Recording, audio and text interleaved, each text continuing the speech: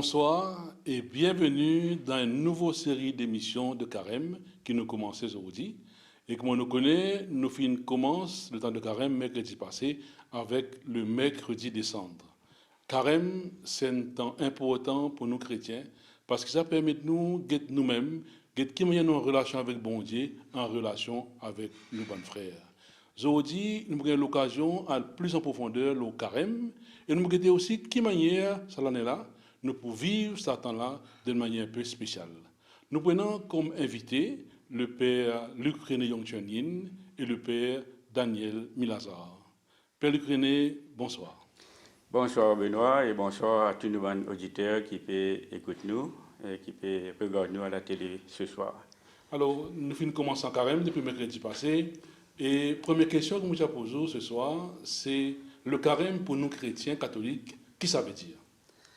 Alors pour nous, les chrétiens catholiques, le carême, c'est ce temps de grâce qui, tous les années, nous gagnait. Un temps de grâce qui commençait avec le mercredi décembre, qui pour terminer dans la semaine sainte. Alors ce temps de grâce pour aider nous marcher avec le Christ dans ce passion, dans sa souffrance, dans la mort et aussi dans la résurrection le jour de Pâques. Alors, quelle manière nous vivre concrètement dans ce temps-là? Alors, pendant le temps de carême, l'Église demande nous, surtout, écoute l'évangile qui nous fait entendre le jour, les mercredis décembre, que dans Saint-Matthieu, fin dire nous, le Christ même qui nous demande nous ça, et dans trois façons qui nous besoin et servir pour vivre le carême. Nous besoin vivre le carême dans la prière, qui fait nous, comme vous savez, comprendre bon Dieu un petit peu plus, et aussi comprendre ce que bon Dieu a envie de nous faire.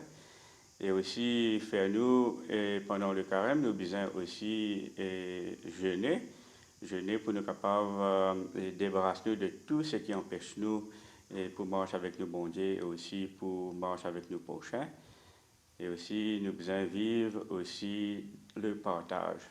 Alors, tout ce qui nous est non, nous recevons ça de Dieu. Et pendant le carême, nous appeler à partage avec nos bonnes frères, nos bonnes sœurs, surtout qui dans le besoin. Alors, le jeûne qui nous fait pour permettre de nous faire ça. Alors, nous rappelons ces trois manières qui nous vivent le carême, c'est-à-dire le jeûne, la prière et le partage. Donc, chaque année, nous avons l'occasion pour revivre ça, comment dire. Et puis, Luc René, dis-nous, cette année-là, une année un peu spéciale, quelle manière le vicariat peut inviter les chrétiens pour vivre ce carême-là?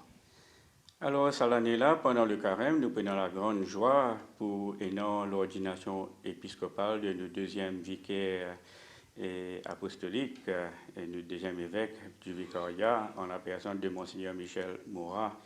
Alors, nous pouvons servir ce temps de carême-là pour faire une réflexion de carême, bien sûr, comme on a habitué faire, mais seulement pour mettre un petit peu l'emphase dans sa préparation spirituelle qui nous prenons dans le vicariat et dans toutes nos paroisses pour préparer ce grand événement de l'ordination épiscopale de Monseigneur Michel Moura. Alors, dis-nous un petit peu, justement, quand on dit préparation, et dans un comité qui nous est en place, quelle manière ça peut faire, sa préparation? Alors, depuis sa nomination comme nouvel évêque de Rodrigue, alors nous faisons mettre en place au niveau du vicariat un comité de préparation pour nous préparer ce grand événement-là. Alors, nous finissons la grande joie d'accueillir Monseigneur Moura qui vient de venir tout de suite après sa nomination pour nous rencontrer nous. Et là, nous finissons mettre plusieurs comités ensemble pour nous capables de préparer. Comité, par exemple, l'accueil, et le protocole, et préparation spirituelle, et puis communication, et puis aussi toute la préparation de la liturgie de l'ordination épiscopale aussi. Alors, tout ça finit de mettre en place. Alors, tout ça, ce comité-là peut faire un travail acharné en ce moment pour nous capables prêts pour le grand événement qui peut arriver le 19 mars cette année-là. Alors, dis-nous, l'événement qui prend lieu le 19 mars, un mardi qui fait le 19 mars. Alors, Monseigneur Moura a décidé pour faire ça le 19 mars, parce que le 19 mars, c'est la grande fête de Saint-Joseph. Et Monseigneur Moura dit à nous qu'il a une grande dévotion et à Saint-Joseph. Alors, il est content de faire l'ordination ce jour-là. Même si dans carême, mais c'est un jour de fête, alors ce jour-là, ce n'est pas un jour que nous besoin faire carême. Ce jour-là, nous casse carême pour un jour. Alors, nous faisons sa grande fête là ce jour-là. Et rappelle-nous, il faut faire dans Saint-Gabriel. Oui, il faut faire à Saint-Gabriel, à la cathédrale, et à 14h30 l'après-midi. Moi grandis, moi la foi, moi prie toi. Dans tout ban les près, moi passé, Seigneur, guide-moi. Toi qui connais mon souffrance et tout mon maladie, Seigneur Jésus, viens éclaire-moi la vie. Si fallait moi aller, moi la merveille, moi prier mon Seigneur, même dans mon malheur, même dans mon bonheur, moi lève moi la merveille, moi prier mon Seigneur, même dans mon malheur, même dans mon bonheur.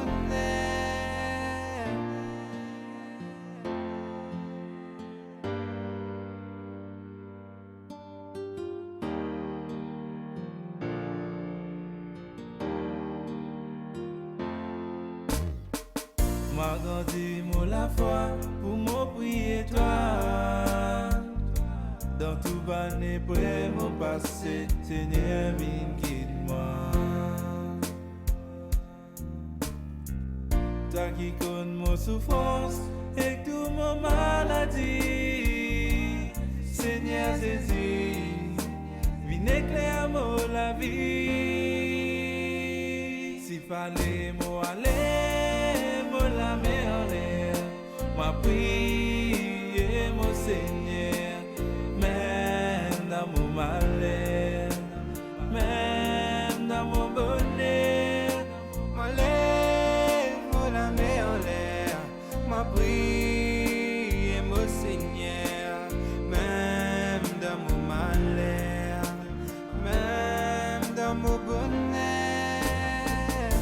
Beaucoup de difficultés, mais grâce à toi mon affronté. Tous les jours mon prière, mon bon Dieu.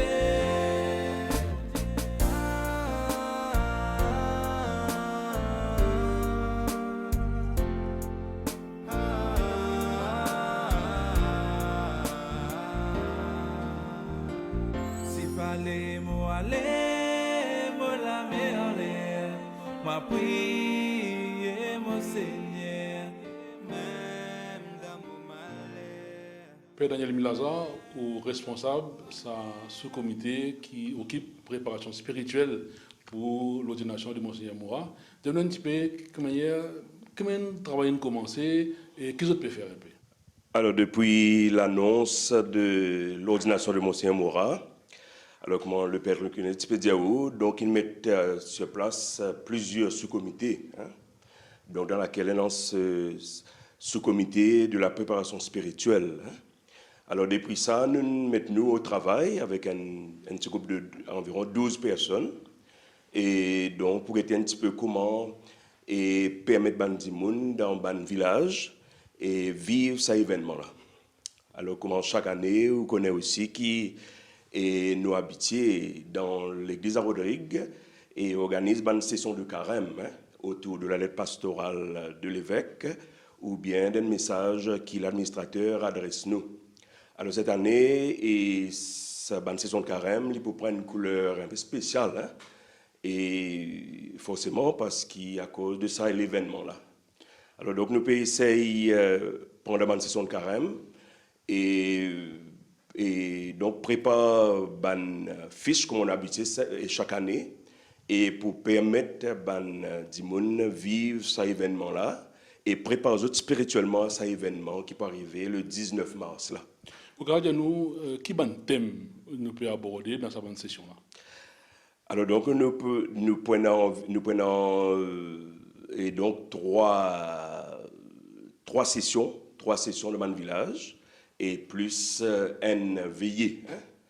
Donc, première session, il faut accéder à l'église Peuple de Dieu. Alors, comment ça, l'église, dans ça, l'église Peuple de Dieu? Alors, nous tous, si nous fait partie de l'église à partir de nos baptêmes. Hein? Et comment, à partir de cette église Peuple de Dieu, et qui rôle, qui la fonction d'un évêque dans cette église Peuple de Dieu. Ça, c'est le premier thème qui nous peut essayer de permettre à vivre dans un village. Permettre découvrir qui Qui rôle un évêque dans l'église. rôle un évêque dans l'église. Et qui rôle un chrétien aussi, peut-être. Et puis qui rôle un chrétien, oui, donc parce qu'il est l'évêque, qu'il est baptisé, qu'il est prêtre, etc. Donc nous tous, et nos vocations, ils prennent sur la source dans le baptême. Hein. C'est ça que nous avons fait, nous comprend. Et puis, deuxième thème, et donc, la devise de Monseigneur Moura fin choisir. Rappelle-nous. Ma grâce te suffit. Hein? Donc, sa devise-là, donc, nous pouvons essayer de permettre Bandimoun d'abord et découvrir qui était la grâce. Et puis, peut-être Monseigneur Michel Moura aussi. Et pour dire un petit peu comment il choisir sa thème-là. Et qui était la grâce, et qui manière aussi la grâce. Il y a quelque chose qui concerne tout le monde. Est-ce qu'il y a l'expérience de grâce aussi? Peut-être que le faire. La réflexion peut orienter, disons, dans ce sens-là. Hein? Donc, comment nous-mêmes, nous, dans nos propres vies, nous faisons une expérience de la grâce. Hein? Nous pouvons laisser aussi Monseigneur Michel Moura et dire un petit peu aussi comment il choisit ce thème et qui était la grâce pour lui-même. Hein? Voilà. Et comment il souhaitait qu'il nous vive ça aussi pendant son épiscopat? Comment il souhaitait vivre ça pendant son épiscopat? Parce qu'il connaît qu'il a un thème, une devise d'un évêque ou d'un prêtre, c'est aussi, et il y annonce un peu sur l'orientation pastorale. Hein, voilà, c'est ça qu'il nous fait. Et troisième thème? Et troisième thème, il faut surtout, et ce qui vous passez dans la liturgie, et ce 19 mars, hein, alors qui ban grand moment, ban grand symbole dans l'ordination épiscopale. Voilà, c'est le troisième thème. Pour permettre du monde, comment dire, mieux dans sa célébration. Dans sa célébration, là, voilà. Et puis, nous prenons une veillée dans chaque paroisse. Et donc là aussi, nous peut donner un petit peu le déroulement et pour que chaque paroisse organise une veillée et à sa guise, nous sommes capables de dire. Pendant un thème qu'il choisit pour ça, comment dire, chaque paroisse a choisi ce thème qu'il désirait. Le thème, à l'exemple de Monseigneur Moura, à nous répondre l'appel bon Dieu.